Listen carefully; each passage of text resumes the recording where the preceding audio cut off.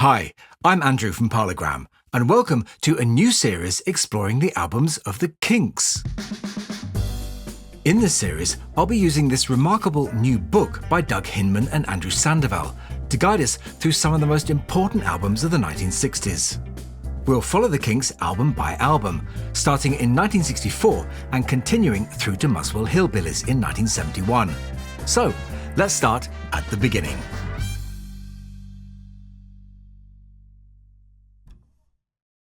When people talk about the Kinks' debut album, it's often reduced to one moment, one riff, one song that seems to arrive fully formed and change everything. But Kinks, released in October 1964, tells a more interesting story than that. By mid-1964, the Kinks, Ray Davies, Dave Davies, Pete Quaife and Mick Avery, were a hard-working London R&B band with two underperforming singles to their name. They were signed to Pi Records, produced by Shel Talmy, and did what British beat groups did best, touring constantly, playing clubs and recording quickly in between. Ray Davies was writing, but not yet at a pace that could fill an album. Talmy, with his American production background, still viewed the group primarily as a tight R&B unit rather than as a songwriting vehicle. That imbalance between confidence, control and authorship defines everything that followed. The first Pi single, Long Tall Sally, backed with I Took My Baby Home, sells modestly and receives mixed reviews. Some critics favour Ray's B-side, while others question whether the band can stand out in a crowded market. The follow-up, You Still Want Me, released in April 1964, despite strong music press promotion, fails to chart. Even Ray later admits to ambivalence about it. Not because it couldn't work as a pop record, but because it risked locking the band into something he didn't fully believe in. By this point, the message is clear. Unless the Kinks deliver a hit, and soon, it might be too late.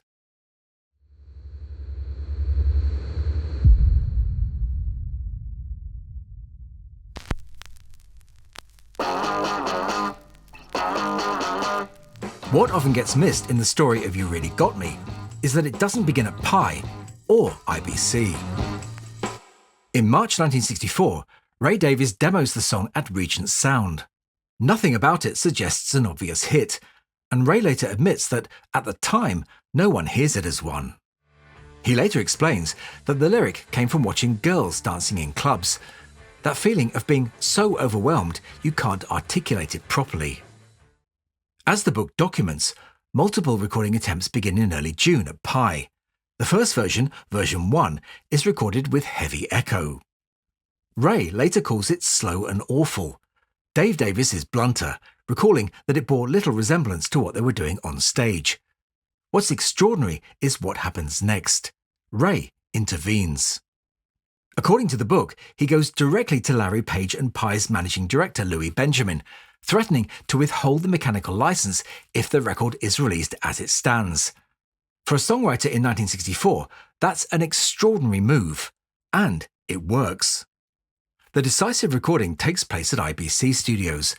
The riff, originally worked out by Ray on piano, is translated by Dave Davies into the blunt, percussive guitar figure we now recognise instantly. Ray insists on a dry, direct sound. Talmy agrees to another take. This is where the record locks into place. Dave's guitar is dirty and distorted, and the backing is dense and confrontational. By British pop standards of 1964, the sound is very aggressive. Talmy later explains that the guitar is recorded on two channels, one clean, one distorted, and blended in the mix. Distorted guitars weren't new, but this was the first time they'd hit a British hit single with this kind of force. The success of You Really Got Me changes the band's position almost overnight.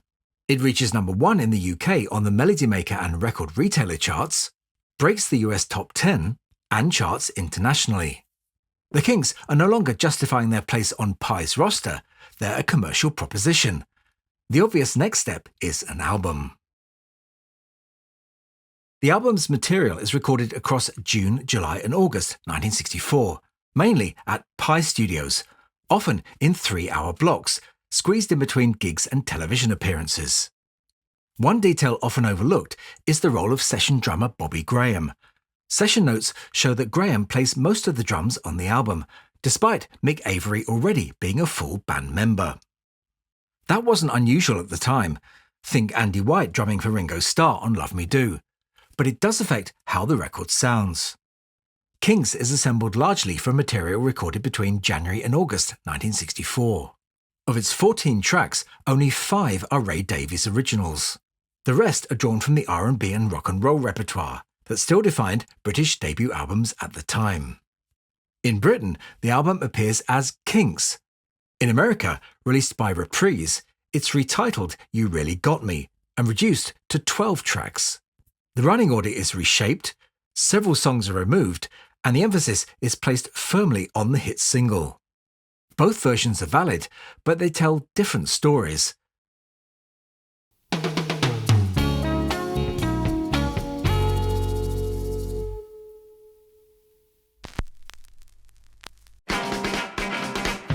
The album opens with a Chuck Berry cover, Beautiful Delilah. It's tight, punchy, and confidently performed, but crucially, it doesn't distinguish them from dozens of other British beat groups working the same circuit. As an opener, it signals reliability rather than identity. So Mystifying is one of Ray Davies' earliest album originals, and already you can hear him pulling away from standard blues phrasing.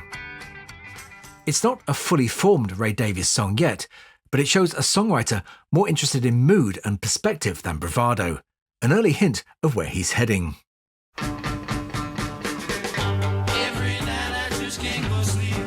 Track 3 is Just Can't Go to Sleep. It was written and recorded under pressure, and it shows. It's functional, but it does its job, capturing the urgency of a band recording quickly because it has to. Long Tall Shorty is an energetic cover, already proven in the band's live set. The performance is driving and physical, built for clubs and dance floors rather than headphones. On the album, it reinforces the sense that the Kinks are still leaning heavily on material they know works in front of an audience. I Took My Baby Home is where something new starts to surface. Musically, it's still very much rooted in R&B, but the lyric feels different. There's a domestic, everyday quality to it that immediately sets it apart. Ray isn't dealing with familiar cliches here. He's writing from a recognizable, ordinary point of view, and you can hear that observational instinct starting to emerge. I'm a Lover Not a Fighter is brash, ironic, and slightly comic. There's a looseness here that suggests growing confidence, not as a singer, but as a storyteller beginning to understand character as a tool. You Really Got Me's placement doesn't yet acknowledge its importance, because the album was assembled quickly in response to success rather than anticipation of it. But sonically and culturally, it redraws the map. Everything else on Kinks now exists in its shadow. Cadillac is Bo Diddley by way of North London. Ray speeds it up, sharpens the edges, and strips it back to something urgent and physical.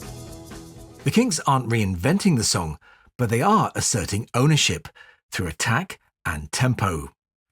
Bald-Headed Woman was written by Shel Talmy. Producers are still contributing material, and Talmy's influence is still audible. The track sits slightly apart from Ray's writing, both stylistically and conceptually. Revenge is co-credited to Ray Davies and Larry Page, and one of the album's murkiest tracks, musically and contractually. Too Much Monkey Business is Chuck Berry again. Fast, aggressive, efficient.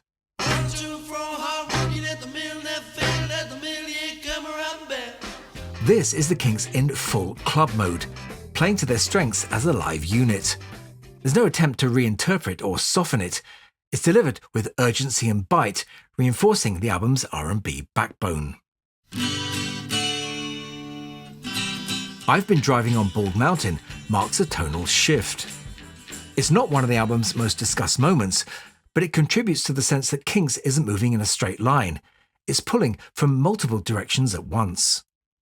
It is time for you to stop all of your sobbing. Stop Your Sobbing is one of Ray Davies' earliest great songs.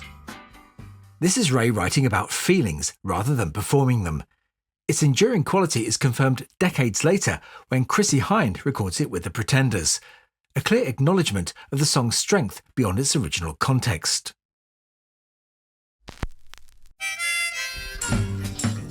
Got Love If You Want It is a slim Harpo number and a staple of the band's live set. As a closer, it circles back to where the Kinks began. Ending the album here reinforces the sense that this is a band still grounded in its roots, even as change is already underway. In early October 1964, Kinks enters the New Musical Express album chart at number 6, an extraordinary debut. At the same time, the band are everywhere. Top of the Pops, Ready Steady Go, and constant touring. This isn't a fully formed artistic statement, and it doesn't pretend to be. It's a bit uneven, very pragmatic, and still heavily reliant on covers. But that's also what makes it interesting. One detail worth noting, particularly for collectors, is that Kinks occupies a slightly unusual place in the band's early catalogue when it comes to mono and stereo. At this point, Pi still viewed the Kinks primarily as a singles band, so mono was very much the priority in the UK. That's why albums like Kinda Kinks and The Kink Controversy were never properly mixed into stereo at the time. And even Face to Face only exists in a very limited stereo form. The debut, however, is the exception. Kinks was mixed into true stereo in 1964, with one important caveat.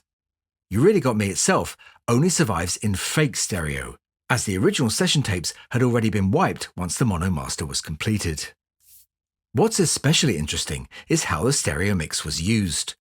In the UK, it was pressed mainly for export rather than domestic sale, using the standard mono sleeve with a stereo NSPL catalogue number pasted over the mono NPL on the back. Original UK stereo copies are now genuinely scarce and typically sell for around £200 in top condition. The same stereo master was reused in 1966 for the Pi Golden Guinea Popular Series reissue, which is easier and cheaper to find. And for those who don't want to chase vinyl, the original stereo mix was finally issued officially on CD in the UK in 2011 as part of the expanded 2-disc deluxe edition. The book I'm using to guide this series isn't just another rock history, it's the most detailed, deeply researched chronicle of the Kinks ever published. Originally written by Doug Hinman and first issued in 2004, it became the go-to factual resource for Kinks collectors and historians alike. Now Hinman has teamed with Andrew Sandoval, archivist, reissue producer, and longtime chronicler of classic artists like the Monkees, to completely rewrite and massively expand that work for a new generation. This first volume, All Day and All of the Night, the Day-by-Day Story Part 1, 1940 to 1971, runs over 520 pages and is fully illustrated in colour with rare photos, documents, session ephemera, press clippings, and more. Much of it previously unpublished. There are several editions available, from high-quality flexibound to deluxe signed hardbacks with exclusive slipcovers. And the book is only available directly from the Beatleland Books website, beatlandbooks.com, not through Amazon or any other retailers. You can get an exclusive $15 discount when you order by quoting the code Parlogram15. All the links you need are in the description. And a massive thank you to Andrew for sending me this. Next month, we'll move on to their next album, Kinda Kinks, the album where Ray Davies really begins to sound like himself. So make sure you're subscribed so you don't miss out on that. I'll be back next weekend with a very special Beatles experiment, so I hope you'll join me for that. But that's all for this one, so I'll say bye for now, and thanks for watching.